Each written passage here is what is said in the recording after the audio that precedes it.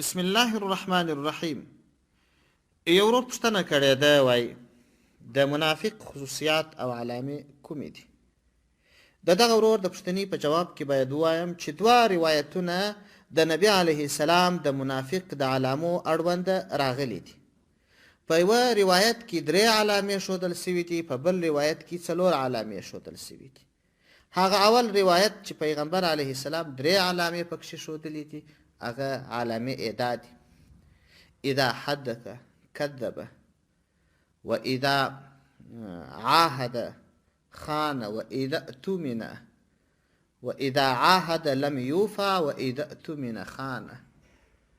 کله چې امانت ورته کښېږدي خیانت پکښې کوي، کله چې وعده وکړي په وعده باندې وفا نه کوي، او کله چې خبرې کوي درواغ وایي.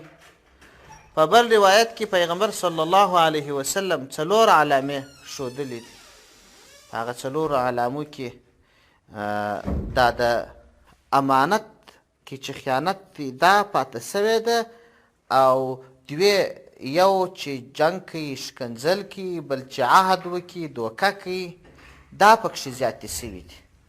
نو پیغمبر صلی الله علیه وسلم چې په دې 2 روایاتو کې کومې علامې ښودلې دي، په یوه کې 3 په بل کې 4، علماو دواړه سره راجمع کړي دي، نو 5 علامې د منافقت یادې کړي دي: په امانت کې خیانت، په خبرو کې درواغ، د جنګ پر مهال شکنځل کول، په وعده وفا نه کول، په عهد کې دوکه کول. والسلام علیکم ورحمة الله وبرکاته.